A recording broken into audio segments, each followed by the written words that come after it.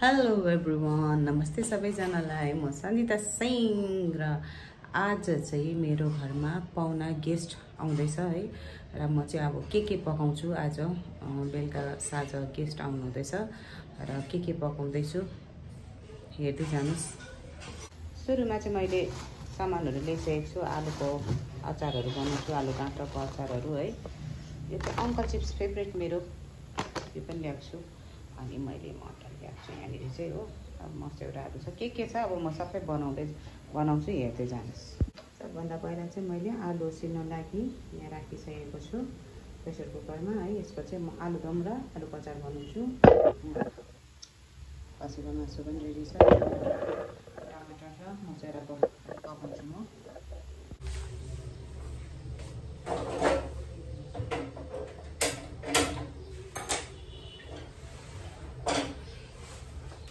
ठुलो pressure cooker चाहिँ यो ठुलो प्रेसर कुकर चाहिँ सम्धिनीले खानाहरू पकाएर गर्नुहुन्थ्यो नि अर्डरहरूमा। त्यो चाहिँ मैले मेरोमा छ अहिले।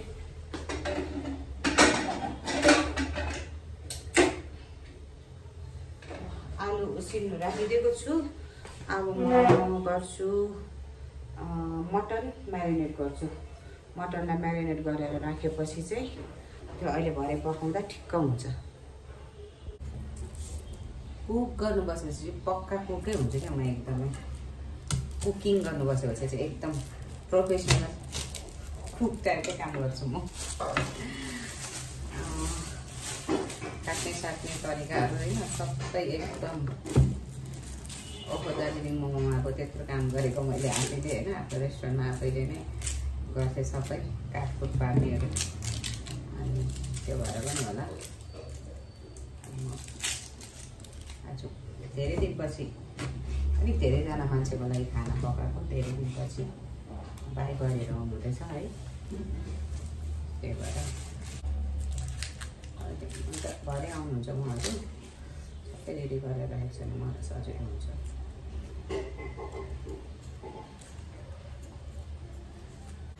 आज त अरू चिज चाहिँ होइन, म मटन पकाएको चाहिँ देखाउँछु तपाईँहरूलाई। अब यो मटन मैले 1 किलो मटनलाई धोएर सफा गरेर यहाँ राखेको छु बाटामा है।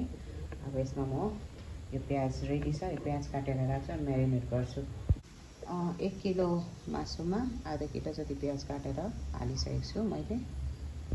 अब हेर्नु सक्नुहुन्छ मैले यहाँनिर अलिकति यो खडा मसाला भन्छ होइन, यो हालेको छु। यो के भन्छ यसलाई, दालचिनी, अनि यो अलैँची हो।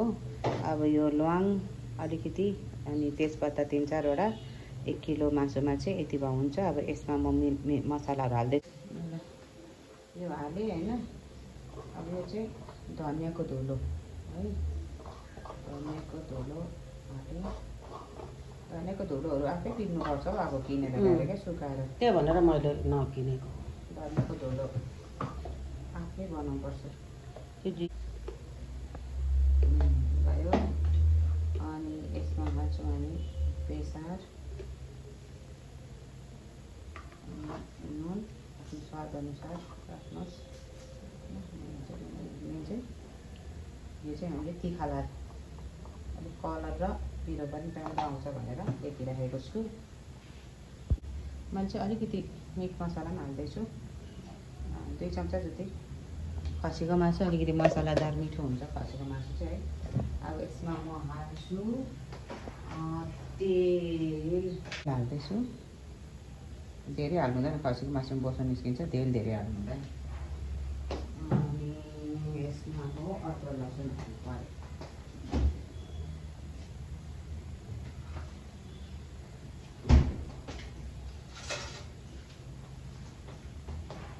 हामी चाहिँ अदुवा लसुन आमाले यसरी पिनेर राखेको हुन्छ। अदुवा लसुन राखिदिएँ, 2 चम्चा हालिदिएँ। अलिक होइन पुग्छ, धेरै अदुवा लसुन हालेँ, सबै मरमसला हालेँ। अब यसलाई म मजाले म्यारिनेट गर्छु। अब मैले म्यारिनेट गर्दैछु है, म्यारिनेट गरिदिएँ।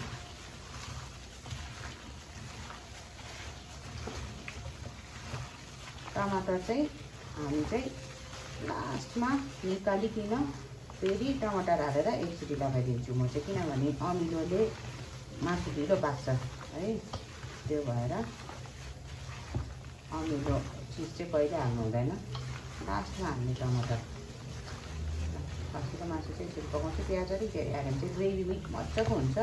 अनि तपाईँहरूले प्याज धेरै हाल्ने गुलियो हुन्छ भन्दा हामीले प्याज धेरै हाल्ने गुलियो हुँदैन, अलिकति पिरो हालिदिन्छ, सुक्खा खोर्सानी पनि हालिदिन्छ त्यसमा टक्क डल्लै। अहिले तेल अलिक कम्ती नै भएको छ है, तेल अझै हाल्नुपर्छ। खसीको मासुमा पोसो निस्किन्छ भनेर तेल हाल्नु मन पर्दैन। तोरीको तेल हाल्दैन? तोरीको तेलमा मासु टेस्टी हुन्छ। तोरीको तेल चलाउँदिन, राम्रो तेल तोरीको तेलै छैन, राम्रो खालको तोरीको तेल मक बास्ना आउने भएको, त्यही तोरीको तेल राम्रो छैन। अहिले सबै कुरो डुप्लिकेट छ, त्यो तोरीको तेल कहाँ अरिजिनल हुन्छ? हामी तोरीको तेल खाने नै गरेको छैनौँ त। अनि मरमसला पुगेन कि क्या हो, कि पुग्यो कि पुगेन हौ मरमसला? गरम मसला हालिस्? गरम मसला त खडा गरम मसला खाइछु नि मैले, खाडा। अहिले भरे हाल्ने गरम मसला।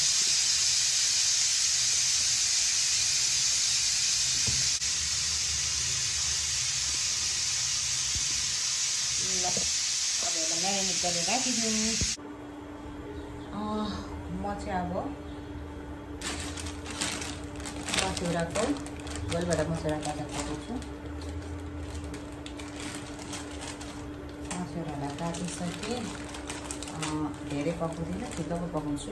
कतिजनाले चाहिँ उमालेर यसलाई भिजाएर निचारेर पकाउँछ होइन, तर म चाहिँ तर सब्जी खाँदाखेरि चाहिँ त्यसरी पकाउँछु। तर यो अचार पकाउँदाखेरि चाहिँ अहिले अब यसलाई पानी हालेरै पकाउनुपर्छ होइन, त्यो भएर चाहिँ यो म भुटेर बनाउँछु यसलाई।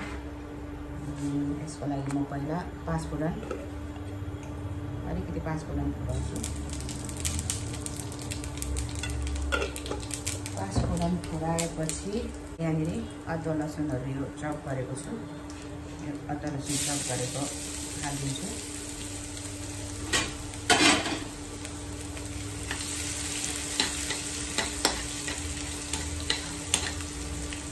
अदुवा लसुन चप गरेको हाल्दा चाहिँ त्यो अर्कै टेस्ट आउँछ है अचारमा। मलाई चाहिँ यसरी मनपर्छ, अदुवा लसुनलाई चप गरेर अनि अदुवा लसुनहरू खरिएको हुँदाखेरि टेस्ट आउँछ नि एक प्रकारको, मलाई चाहिँ त्यो राम्रो लाग्छ। सबै आफ्नो आफ्नो तरिका हो पकाउनु, मलाई चाहिँ यसरी पकाउनु मनपर्छ। पोलिएपछि म यसलाई यसमा भुटिदिन्छु, मसलालाई एकछिन भुटिदिन्छु। यसमा अदुवा लसुन 5 फुरनसँग एकछिन भुटेर राखेर बनाउँछु। मैले सँगसँगै प्याज र हरियो खोर्सानी पनि हालिदिएको छु यसमा। अब यो मजाले राखेर प्याज र हरियो खोर्सानी पनि हालेर एकछिन अलिकति लटक्क बनाउनु पऱ्यो प्याजलाई। त्यसपछि गोलभेडाहरू मरमसला हालेर पानी हालेर छोपिदिनुपर्छ। प्याज गोलभेडा कसरी फेरि पकाउँछु आफ्नो आफ्नो तरिका। अब यसमा गोलभेडा हाल्ने, अनि गोलभेडा हाल्नुपर्छ, अलिकति चिनी पनि हाल्नुपर्छ यसमा। गोलभेडा हालिदिएँ मैले, साह्रो भुन्नुपर्छ गोलभेडा पनि हालिदिएँ मैले। अब अलिकति यतिकै चिनी टमाटर बनाउनु लागि हालिदिएको छु, पानी टम्मै हाल्नु।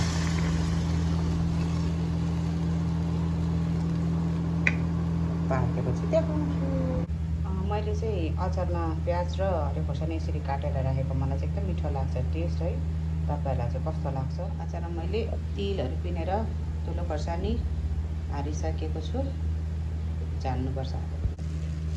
अब म चाहिँ यसमा तेल पनि झानेर हालिसकेँ।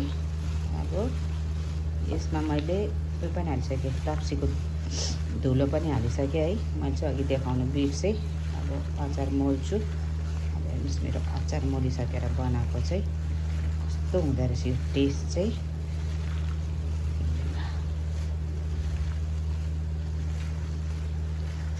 हेर्नुहोस् मैले चाहिँ यो कालो के अरे खैरो तेल पिनेर हालेकोले यस्तो कलर आएको छ। हेर्दा त खाउँ खाउँ लाग्ने भएको छ र मिठो भएछ। अनि यो चाहिँ मेरो मस्यौराको अचार पाकिसक्यो। यसमा मैले धनियाँ सनियाँ हालिदिइसकेँ। अब यो मस्यौराको अचार पनि भइसक्यो। पुलाउसँग खाने लायकको ग्रेभी टाइपको पनि भयो।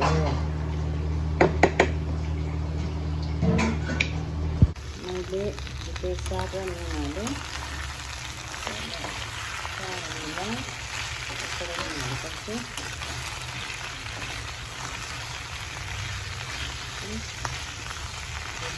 के हाल्नुपर्छ मैले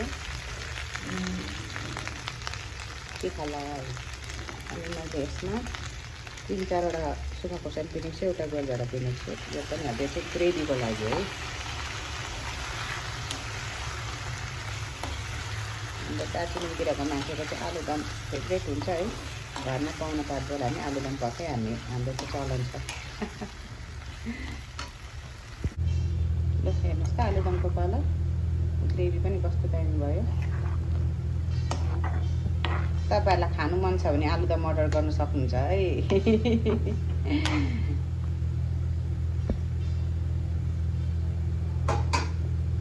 अघि म्यारिनेट गरेर राखेको खसीको मासुलाई चाहिँ मैले एकदम ग्यासमा पुरै सानो आँच बनाएर सिटी लगाएर राखिदिएको छु है। आलुदम पनि यहाँ यस्तो दामी कलरको भयो है। अनि यहाँनिर मस्यौराको अचार पनि यस्तो दामी भइसक्यो। ल खसीको मासु चाहिँ मेरो पाक्यो। मासु त पाक्यो तर एकदमै मासु मसिनो बनाएको थिएँ मैले है। पुलाउसँग खाने ग्रेभी टाइपको मासु भएको छ। अब यो चाहिँ अलिक झोल टाइपको भएछ। अलिकति पानी सुकाउनु पर्यो। पाहुना आइपुगेको छ मेरो यहाँनिर। को हो यो चस्मा लाउने केटी? ल भाग्यमानी यहाँ ह्यान्डसम भदै आइसकेको छ। ब्युटिफुल भदै नि त्यहाँनिर आइसकेको छ। किन भाग्यमानी? खै किन ढिलो? तिमीहरू केमा आएको? क्या ब्युटी हो न। शाहरुख खानको छोरी है यसको नाम चाहिँ। शाहरुख खान।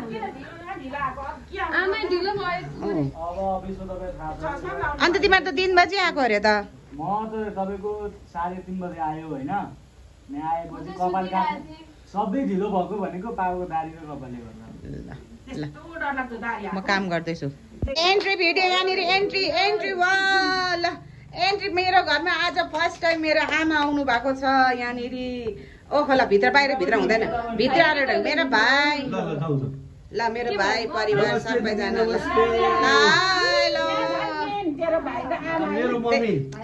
भइहाल्छ। आमा यहाँनिर आमालाई अब भित्र आएर यहाँ खिच्छ। यहाँ अब आमालाई यहाँ ढोक्नु पर्यो। भयो प्यारी आमा यहाँ बुहारीको आमा ल आज आइपुग्यो। कहिलेदेखि आउने भन्दा त कस्तो आमा पनि आउनु जोडेको है। आमा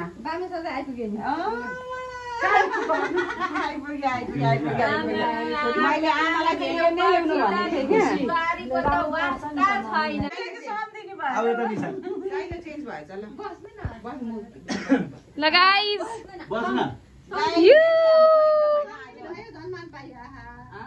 यो सबै धर्मेन्द्रको परिवार। एकैछिन पोज दिन न, फोटो पनि खिचिहाल्छु। अनि के अरे यो चाहिँ मेरो भ्लगमा आज फर्स्ट टाइम हाम्रो आमाहरू 2जना आमाहरू मेरो घरमा आउनु भएको छ है। यहाँलाई एकदम धेरै धेरै स्वागत छ मेरोमा। अब म किचनमा अलिकति बिजी छु। हेलो हेलो रे अब यता आइज न। ए के को लाजनी यस्तै ह्यान्डसम मान्छे भएर। हेलो सिंगरको छोरी हो म। सिंगरको छोरी हो म। ल सिंगरको भन्ने बाहिर आदिलो सिंग भन्न त। सिंगरको भतिजो हो म। ओ म पनि ल सबै भदै नि हो। शाहरुख खानको छोरी हो। शाहरुख खानको छोरी अब पुरा भएमा भए। ओ गाइस खाना खाएको यस यो कस्तो आजको स्न्याक्सहरु कस्तो लाग्यो? एकदमै दामी। सबभन्दा एकदमै बेस्ट हो यार। आमाले बनाएको अचार वाउ छ। मैले अस्ति नै लिएर गएको थिएँ। So here we go. अब next room मा जाम. We are having fun over here.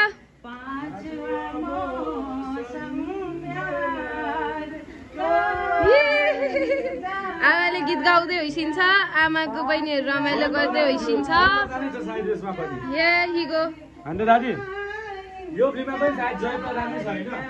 Guys अब म यो माइक दिन गइरहेको छु मिस्टर निरज शाहलाई यो एउटा गीत जाओस्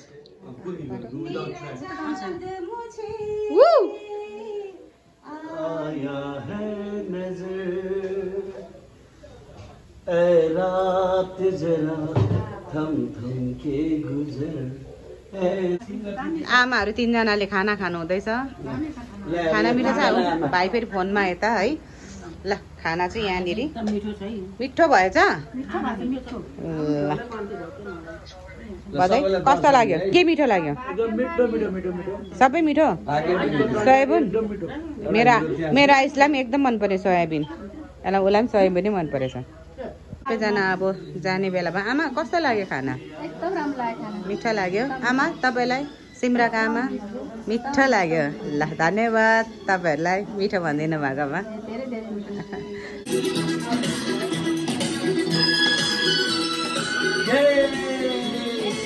आमा सबजना रमाइलो हुँदैछ ल अब आज सबैजना आमाहरू भाइ बुहारीहरू छोराछोरीहरू सबै आउनुभयो है अनि आज एकदमै रमाइलो भयो हामीले गीतहरू गायौँ अनि यहाँनिर आज गीतहरू गायौँ अनि एकदमै रमाइलो भयो आमा कस्तो लाग्यो गीत राम्रो लाग्यो मैले गीत गाउनु पर्यो मैले गीत गाएको मन पर्यो ए अनि आमा तपाईँलाई कस्तो लाग्यो मुटुमै बस्ने गरी लाग्यो अरे ल थ्याङ्क यू सो मच तँलाई पनि ए ल थ्याङ्क यू अनि यसलाई त सुन्नै पाएन